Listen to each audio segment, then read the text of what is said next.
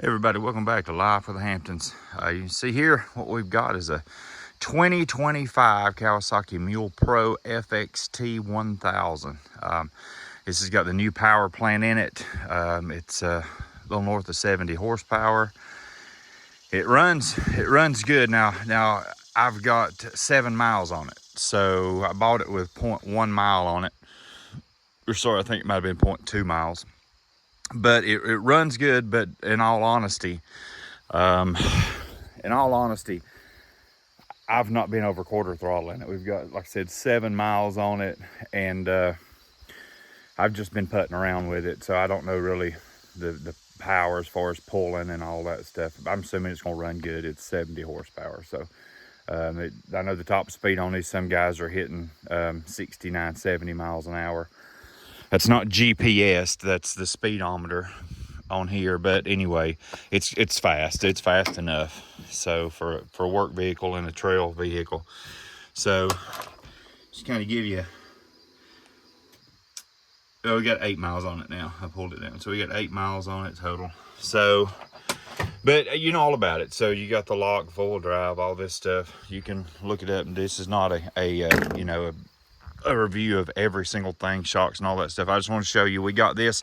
This is the best deal that we could find. It's an outgoing model 2025, and I don't care one bit to tell you guys what I paid for it. It's the 99% of the reason why I bought the vehicle. Brand new from Waynesville Cycle Center. It's a going out. They were getting more 26s in. This was the only 25 they had left. They wanted rid of it. They had a $4,000 discount on this thing, plus the factory discounts on this. I financed, when I left, I financed $15,000 for this thing. And normally they're well over 20,000. So, and this is the Ranch Edition. Anyway, so that's why I bought it, right? You can't hardly get anything for $15,000. So well pleased with the price point on this, okay? Just kind of already got my hitch on it. Of course, hadn't pulled anything with it yet, but we're just going to do a lot of modifications to this. As you can see, what I've got laying in front of it, this is a Kolpin. This is the real glass. That's the real glass. So anyway, we're gonna put this windshield on here, and that's kind of what this video is about. It's like the first mods that we're doing to it. I've got several other mods that we're going to be doing to it pretty quick, but this is the main one. I've got soft enclosures we're going to put on.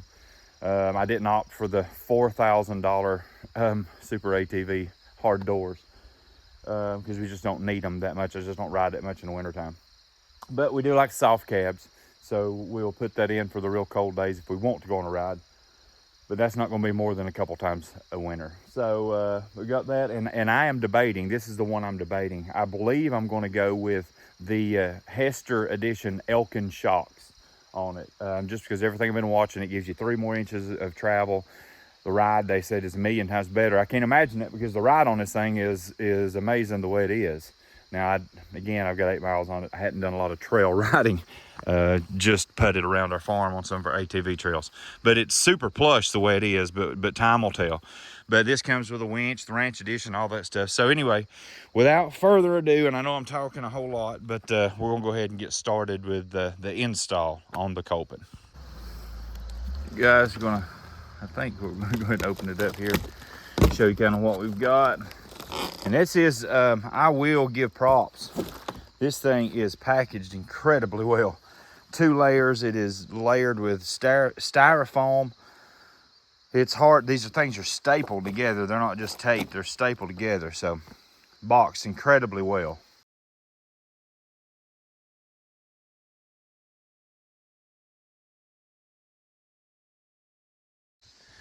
As you can see, that thing was boxed immensely well. Good looking window unit. So I guess you Northerners, good looking window unit. Just don't want you to be confused and have to break out the old thesaurus to understand what I'm talking about. But it's a good looking window unit, and the packaging it's so good it's almost annoying to get it. It's just It's wrapped multiple times, it's layers on both sides. I get it. That's a high dollar windshield, and Kolpin does not want to have to replace that on their dime. So they want to package it overkill, and they did that, and I'm thankful for it. The packaging is, I mean, top notch. You will not. This thing could fall from a 5-story building, and I don't think it would break the window. So anyway, let's go ahead and open up the brackets here, and we'll see what we got, and we'll go ahead and start with the install. All right, this is what we've got. Open this up, and we've got the instructions. Those are for other people. Guys don't need those. Got the rubber grommet here. But initial thing that I look at is, I've already tore the top of that bubble wrap off just so you can see. The first thing I can see, and what comes to mind with this literally 1, 2, 3, 4, 5 piece installation kit, is this has got to be the absolute simplest install of anything I've ever installed. There's just no parts here, so we'll see, but this is looking like this is going to be an amazing setup, just due to the fact that it's so simplistic. And yeah, using a big word there. First thing I'm going to do, don't have to do it this way, this is just me, without instructions. I'm going to go ahead, and my wife's a little boo-boo here. I'm going to go ahead and put this roll of protection. It's I guess it's like just to keep it from scarring up your paint job. So I'm gonna put that on the bottom. You see, so we'll put that on the bottom, and then we'll flip it upright, and we'll put it on the machine, and then we'll go from there, and then just put those 4 brackets on there, and that's kind of all there is. I will go ahead and I will put the strips that come with the kit, that the padding strip that stick to there, and then overhead. So I'll go ahead and put those on. All right, guys, pro tip, read the instructions. Pro tip. You're welcome. I took this on and off 4 times. I assumed it was right here, and went around, and I had this much left over, and I'm like, well, if they can cut this precise, they've already, they've cut this exactly what you needed. So I thought I was short, so I pulled it off, put it back at a different, all the way down here. So tried it. Then that still left a little bit of overhang on the other end. Pulled it off. Anyway, 4 times later, my wife read the directions, and so it says definitely have it right here, start it right there, and then trim the excess. So the excess was literally an inch, a trim, or maybe 2. So that's what had to be trimmed off. So my question is, if they cut it to that length for this model, why don't they just cut it precisely the exact length of this model? Small gripe. But anyway, guys, you're putting this on, it says to go to that crease right there. So just do that. I don't know what the consequences would be if you didn't and you extended it on down to here, which is what I tried to do. But it may cause some problems here just in a minute, but we'll find out. All right, this is a side note, guys. These things are made kind of generic, but it does have a cutout right here for the Kawasaki rooftop. So I'm assuming that's where the mountain bracket is for the Kawasaki brand rooftop. Probably if you bought the Kolpin top for the mules that don't have a roof, like that are not the ranch edition, the other ones don't have a roof. So if you bought a Kolpin roof, I'm sure it's designed where you don't have to cut this out. But these are riveted in, so I have to drill these out. 4 rivets on each one, and there's one on the other side. So I got I've got to take these out.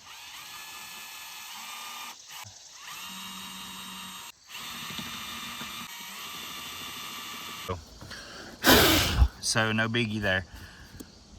Anyway, let's get this thing on. And we have it installed. Looks good, looks good. There are a few things I want to point out right quick on this. It's basic, guys, it really is. But what we were just talking about with the trimming of this seal down here at the bottom, and they wanted you to cut it off with this line. Look at that. You can see in the cab. Why in the world you've got enough material?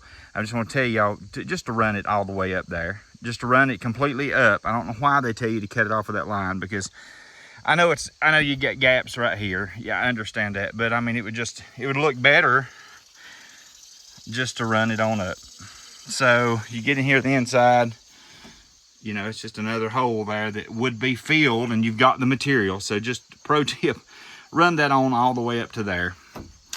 You got plenty to do it, but looks good. Fitment is really good. You do have to drill these holes out if you've got the Kawasaki, sorry, my fingers my Kawasaki roof on it. You got to drill the rivets out and pull those tabs off. Not a big deal at all. Just drill, there's 4 on each tab, so drill those out, pull the tab off, and then it'll fit right over your Kawasaki cab brackets. So now what we're going to do is we're going to take this is the manual windshield wiper, just so for legality purposes, getting this thing street legal. Still going to try to see if I can I had to break that down. I'm going to see if I can get the mirror to mount back, but anyway, so we're going to put that, so that's a straightforward thing. This is an Amazon universal joint, or universal fitment. So you just, there's a plug there. That was the plug that was in it. So you just pop that out, and this literally is a perfect size. It comes with these rubber grommets. You put them on, and super simple. So let's go ahead and install that. Here we just got the grommets. It's you got a washer, so we will slide a washer on, slide not 2 washers, but slide a rubber grommet on. We will then feed this tube through, and then we will let me show you. We'll literally take our hand, run it through. So do that, and we will put the other rubber grommet on the little threaded rod that you see wiggling. We'll put the rubber grommet on that, another thread, and we'll tighten this down, and then our main handle runs through that. Let's do that. Windshield wiper is installed.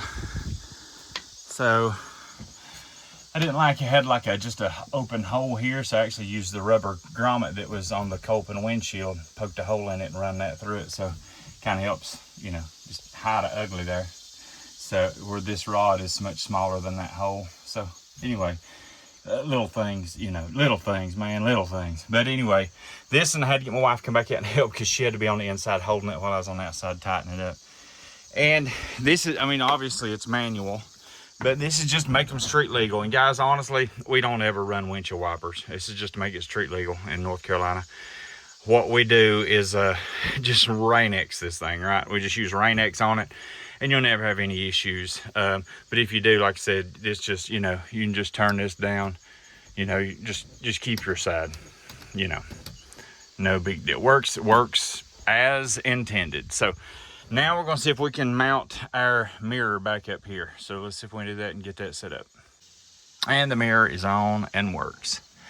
So even though you can see I had to go over top of the windshield framing, still worked. So yeah, so it still works out good. All right, guys, so all in all, wasn't a bad installation at all. It was actually very simple. Just 4 bolts is all that, 4 bolts, that's all that holds the whole thing on. So, and go back over and tighten those up really well. One thing to note that I would put in there, when you are putting I put my foam on my strips here on the front, obviously, where it's going to be, you know, touching this metal. So likewise, I thought my roll bar that went across the front, it would be touching the face. So I put it on the face, the top face of my roll bar, just like I did these. But in actuality, this piece here is flat. And as you can see where I put my foam, it's not even touching, right? Because this piece comes on and flat. So just keep that in mind. You see it here. So when you're putting your foam on the inside roll bar, put it on the very top of your roll bar. I'll probably have to loosen this back up at some point. If it rattles at all, I'll loosen this back up and put some more 3M tape on here, because stuff that's on the inside here just is not even touching it. So we'll just see what it does. But just keep that in mind when you're doing that. Put your 3M tape on the top of this roll bar. More toward the front just a little bit, but like top, you know, not the face like I did. Anywho, this project is done. So like I said, we got many more coming up. So we'll just see what we're doing here. Those shocks, that'll be on another thing. They're expensive. They are pricey. And this video is not about the shocks, but we'll get some time on this. And like I said, I got 8 miles, and I need to get my 200 miles on it before I change my oil. But we'll get some trail riding, a lot of stuff, mountain climbing, all this stuff done on this buggy. And we'll do some comparisons. I go with them shocks. The shocks are like $1,800 to your door. So that's a lot of money for suspension, but they say that it's absolutely insane at the transformation. In theory, everything, I've done a lot of research, lots of research. Go to Hester's Motorsports, do a lot of research on your buggy. But it's supposed to add 3 inches of ground clearance, or not, 2 inches of ground clearance. So it's like a lift kit. It adds 2 inches of ground clearance. It adds 3 inches of wheel travel. And then the ride comfort is just exponentially increased. They say it's almost like he uses the phrase trophy truck. So it turns it into, from a working vehicle to a trophy truck, where it's just super smooth, buttery smooth. You can hit whoops, you know, 40 mile an hour and all kinds of stuff. So we'll just see. Not that this is a trophy truck, but you know, we want it to ride as much comfort as we can when we're on the trail, right? Who don't want that? So anyway, God bless you guys. Like, share, and subscribe, and hang around for more videos, because we are going to outfit this mule. Hang around.